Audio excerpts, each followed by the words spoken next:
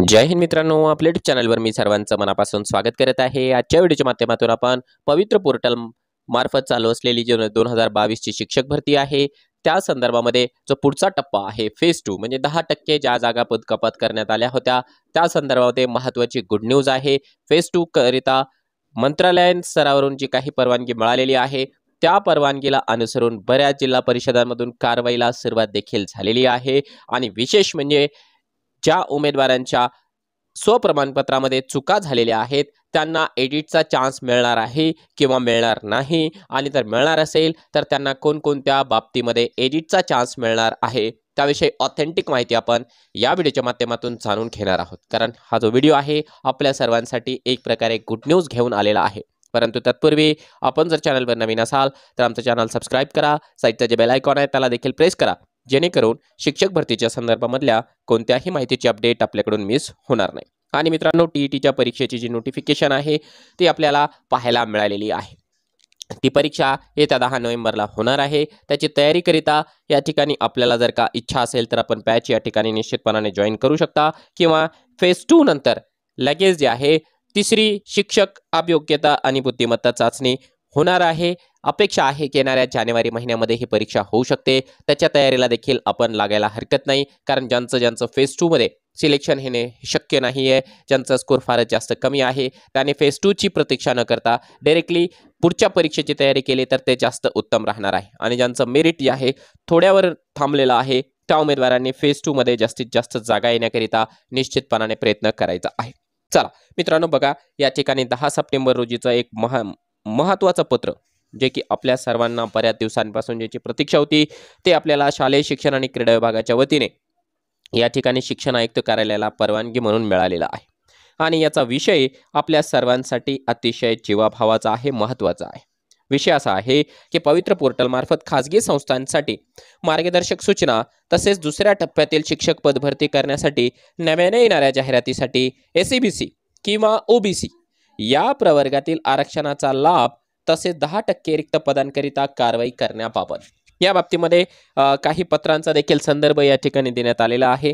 यामध्ये 3 मुद्दे महत्त्वाचे दिलेले आहे पुढच्या फेज 2 करिता, आणि तिन्ही मुद्दे आपल्या सर्वांसाठी अतिशय महत्त्वाचे आहेत। बघा, पहिला मुद्दा, बिंदू नामावलीमधील जी काही त्रुटी आहे त्याबाबत सर्व जिल्हा परिषदामधून शहानिशा करण्याबाबत माननीय मंत्री महोदयांनी दिलेले जे निर्देश आहेत त्यानुसार 10% जागा राखून ठेवण्यात आल्या होत्या। त्या अनुषंगाने आता जिल्हा परिषदांचे नियुक्ती प्राधिकारी असेल किंवा मुख्य कार्यकारी अधिकारी असेल यांच्याकडून बिंदू नामावली अद्ययावत असल्याबाबत त्यामध्ये कोणत्याही प्रकारची त्रुटी नसल्याबाबत शहानिशा करा, आणि 10% रिक्त पदभरतीबाबत प्रमाणपत्र घेऊन दुसऱ्या भरतीमध्ये रिक्त 10% पदकपातीचा समावेश करण्यात यावा। म्हणजे जो काही महत्त्वाचा प्रश्न होता ज्या कारणाकरिता या 10% जागा बाजूला ठेवण्यात आल्या होत्या त्या संदर्भामध्ये शहानिशा करावी। पुन्हा एकदा जे आहे मावककडून एक सर्टिफिकेट घ्यावं, आणि ते सर्टिफिकेट घेतल्याच्या नंतर आपण जे आहे आपल्या स्तरावरून या ठिकाणी कारवाई करावी, असा पहिला आदेश या मंत्रालयीन पत्रामधून आपल्याला पाहायला मिळतो आहे। दुसरा मुद्दा जर आपण बघितलं की भरती प्रक्रियेमधील अपात्र, गैरहजर आणि रुजू न झालेल्या उमेदवारांमुळे रिक्त राहिलेली जी पदे आहे ती शिल्लक राहिलेल्या उमेदवारांमधून गुणवत्तेनुसार भरणे हा भरती प्रक्रियेचाच एक भाग आहे। त्यानुसार यापुढील जे आहे सर्व भरती प्रक्रियेमध्ये अपात्र, गैरहजर आणि रुजू न झालेल्या उमेदवारांमुळे रिक्त राहिलेली पदे उर्वरित उमेदवारांमधून गुणवत्तेनुसार भरण्यात याव्या। तसेच जो शासन निर्णय आहे 10/11/2022 चा त्यामध्ये एक मुद्दा सांगण्यात आलेला आहे की TIT चाचणीनंतर पदभरतीकरिता आवश्यकतेनुसार 3 महिन्यातून एकदा व्यवस्थापनाकडून पोर्टलवर जाहिराती घेण्यात येतील, तशी तरतूद करण्यात आलेली आहे। त्यानुसार आपण प्रस्तावित केल्यानुसार खाजगी शैक्षणिक संस्थांना जाहिराती देण्याची जी सुविधा आहे ती देण्याबाबत आवश्यक ती कारवाई करण्यात यावी।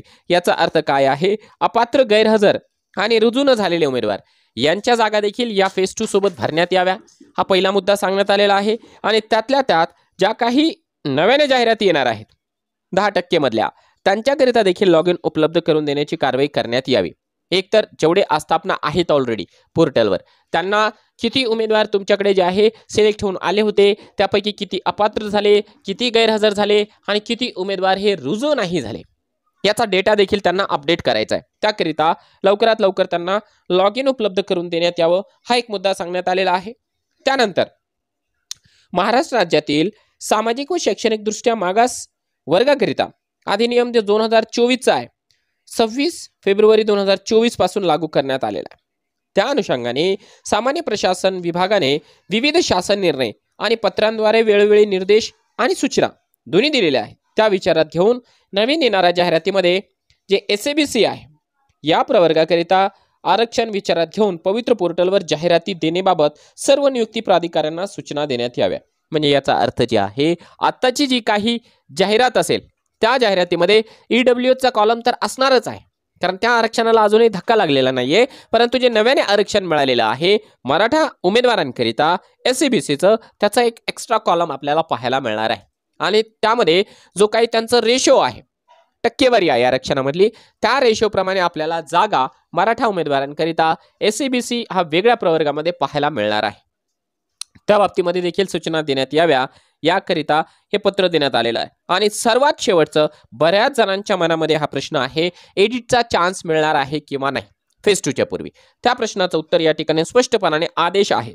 काय आदेश आहे की TIT 22 अनुसार चालू शिक्षक भरतीमध्ये उमेदवारांनी त्यांच्या सेल्फ सर्टिफिकेशनमध्ये खुला प्रवर्ग आणि आर्थिकदृष्ट्या दुर्बल घटक म्हणजे EWS नमूद केलेल्या उमेदवारांना सद्यस्थितीमध्ये SABC वर्गाकरिता असलेले आरक्षण आणि कुणबी नोंदीच्या आधारे इतर मागास प्रवर्गात येणारे आरक्षण प्राप्त होत आहे।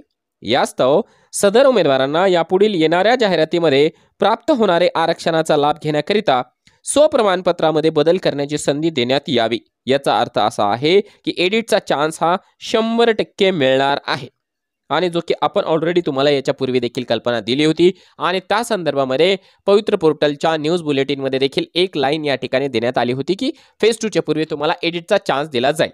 परंतु एडिट तुम्हाला नेमकं काय काय करता येणार आहे त्या बाबतीमध्ये पुढे काही स्पष्टीकरण देण्यात आलेलं आहे, त्याविषयी आपण माहिती बघूया। बघा काय म्हणत आहेत, यास्तव सदर उमेदवारांना पुढील येणाऱ्या जाहिरातीमध्ये प्राप्त होणाऱ्या आरक्षणाचा लाभ घेण्यासाठी सेल्फ सर्टिफिकेशनमध्ये बदल करण्याची संधी देण्यात यावी। तसेच TIT 2022च्या आधारे यापूर्वी स्वप्रमाणपत्रामध्ये शैक्षणिक व व्यावसायिक अर्हतेची माहिती उमेदवारांनी नोंद न केल्याने केवळ तांत्रिक चुकीमुळे उमेदवारांना त्याची अर्हता प्राप्त करूनही अशा उमेदवारांना विचारात घेण्यात आलेले नाही। यास्तव 12 फेब्रुवारी 2023 पूर्वी विहित अर्हता प्राप्त करणाऱ्या सर्व उमेदवारांना यापुढील जाहिरातीमध्ये भाग घेण्याची संधी देण्याकरिता स्वप्रमाणपत्रामध्ये दुरुस्ती करण्याची संधी देण्यात यावी।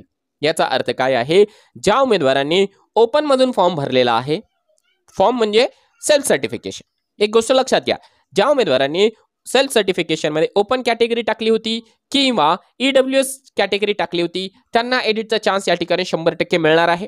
इतरांना मिळेल किंवा नाही त्या बाबतीमध्ये अजूनही श्योरिटी नाहीये, परंतु ओपन वाल्यांना आणि EWS वाल्यांना 100% एडिटचा चान्स मिळणार, कारण यामध्ये मराठा समाजाचे जे उमेदवार आहेत ते सहभागी आहे आणि आता त्यांना मिळालेलं आहे SABC आरक्षण किंवा त्यांना OBC मध्ये देखील जाता येतं, कारण बऱ्याच कुणबी मराठा समाजाच्या उमेदवारांना OBC मध्ये जाता येतं।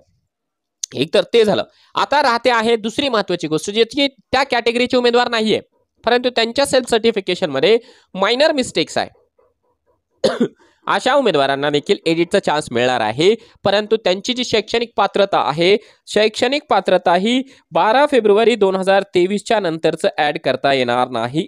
त्याच्यानंतर तुमची TET पास झाली असेल, CTT पास झाली असेल, तुमचं DED झालं, BED झालं, ग्रॅज्युएशन कंप्लीट झालं वगैरे वगैरे, त्या गोष्टी तुम्हाला ऍड करता येणार नाही।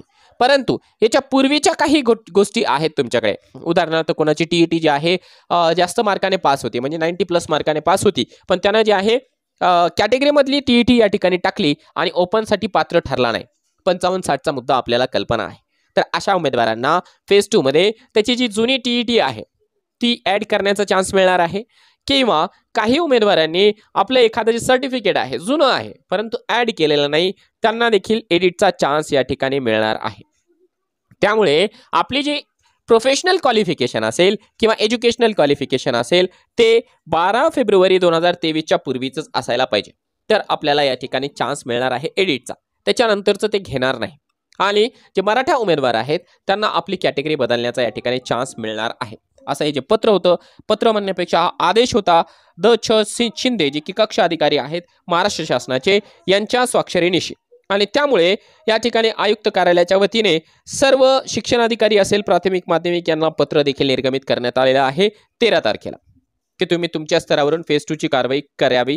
त्याकरिता आता जे आहे बरेच जिल्हा परिषद या ठिकाणी तुम्हाला दिसत असल्याप्रमाणे सांगली जिल्हा परिषदेनं जे आहे कारवाई करायला सुरुवात केलेली आहे. आणि त्यांनी आपल्या अधीनस्थ असलेल्या सर्व शैक्षणिक संस्था यांना जे आहे पत्र लिहिलेलं आहे की पवित्र पोर्टल मार्फत दुसऱ्या टप्प्यातील शिक्षक पदभरतीकरिता करायच्या कारवाई संदर्भामध्ये आपला जो डेटा आहे तो आपल्या स्तरावर रेडी ठेवा. कारण आता तुमच्याकरिता पवित्र पोर्टल या ठिकाणी ओपन होणार आहे. त्या ठिकाणी तुम्हाला जाहिरात अपलोड करता येणार आहे. मित्रांनो, शिक्षक भरती संदर्भामध्ये बऱ्याचशा चांगल्या घडामोडी घडताना आपल्याला दिसत आहे. फक्त आपली जी टीम आहे, जिल्हा स्तरावरची टीम आहे, त्यांनी आपल्या आपल्या जिल्हा स्तरावरती या ठिकाणी जास्तीत जास्त जागा अपलोड व्हाव्यात याकरिता पाठपुरावा करावा आणि जास्तीत जास्त ज्या जागा आहेत त्या फेज 2 मध्ये आणाव्या.